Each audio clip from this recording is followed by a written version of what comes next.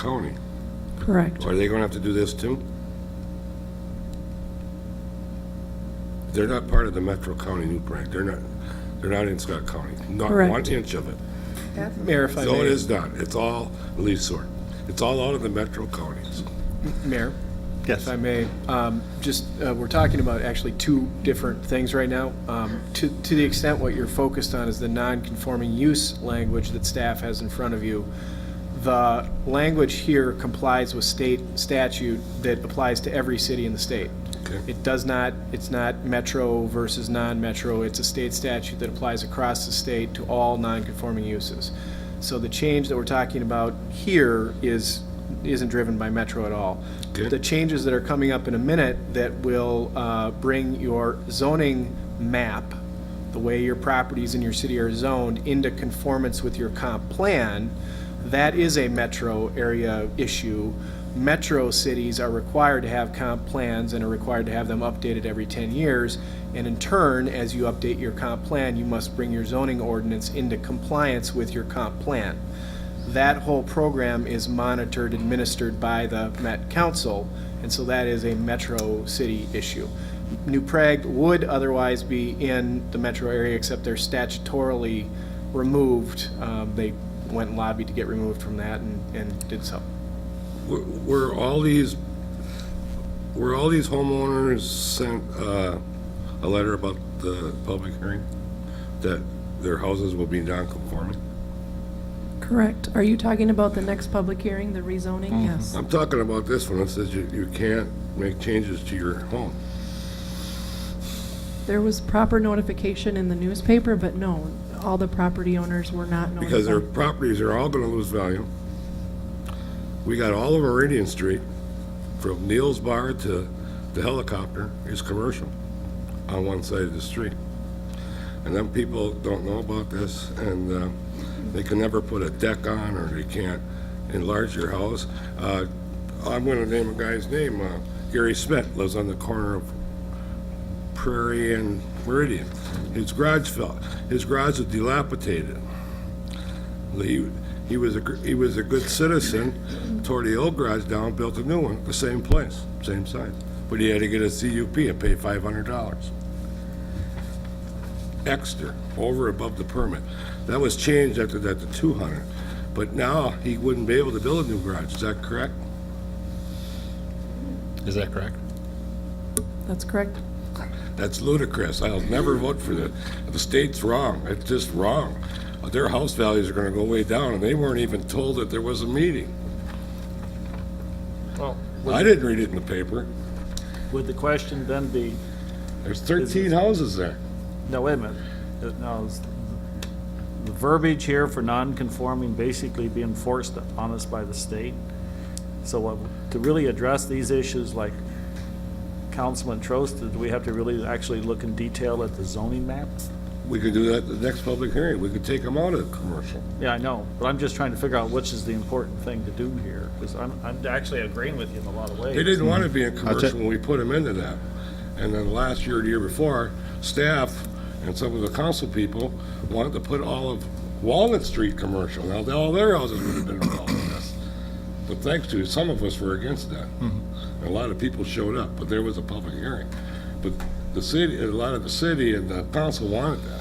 The vote was 4-2, if I'm not mistaken. I was on the planning and zoning board. Right. The vote was 6-5-0 to down it. Yep.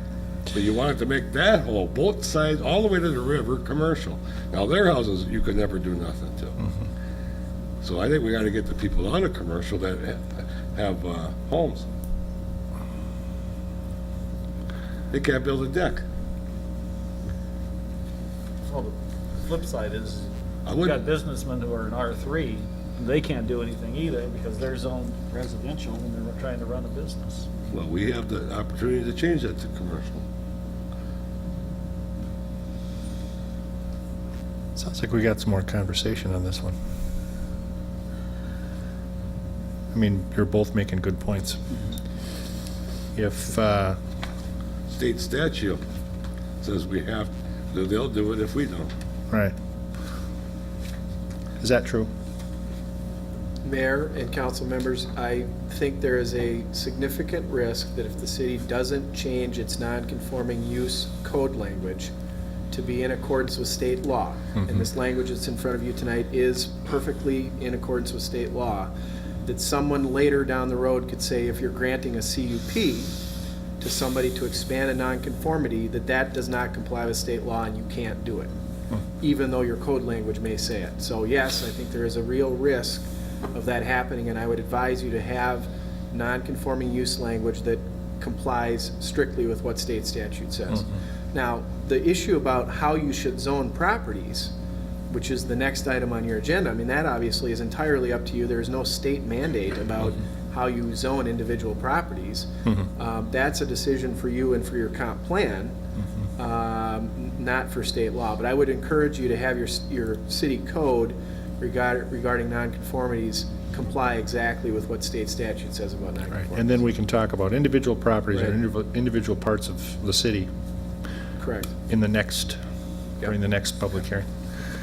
So essentially what you're saying, council, is that we are looking at simply adopting the language in this portion of this ordinance, and then the next item on the agenda will be, we can actually tear apart and discuss individual properties, the idea of whether or not they can expand. So we've kind of bled one thing into another here. With the council's indulgence, I think we'll look at 7.3 simply as that. That is, this is the language that we're going to use. And then when we look at 7.4, we will discuss individual cases that Mr. Coop and Mr. Trost have brought up, and that I frankly have some concerns about too, because we did go through this last year with the rezone out on Highway 25 going out of town. So it's a subject near and dear to my heart. Now, Mr. Bose, if you're okay with that, now you can assure us that if we pass this language, that'll bring us into compliance with state law, and that we will have the opportunity in the next item on the agenda to discuss the things that these folks have been talking about. Is that about it? Mayor and council, that is correct. There's no doubt that this language complies with state law, and on the next item, you're going to be talking about bringing your zoning map into compliance with your comprehensive plan, and so you can have all those discussions about what your comp plan says and what your zoning ought to say going forward. Very good. Are we satisfied with that, councilors? Yep. I'd like to see what the other 713 cities are gonna do about that. I think they're probably going to amend their language so that they're within state. They're not gonna pass it. Yeah. They're not even gonna vote